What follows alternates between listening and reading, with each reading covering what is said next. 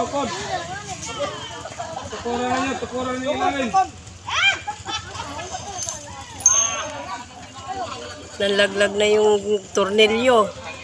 Nalakwan din yung gasolina. Siguro yung kulay green na yun.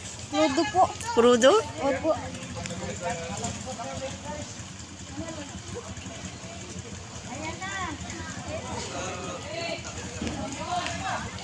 Ay, ayan na.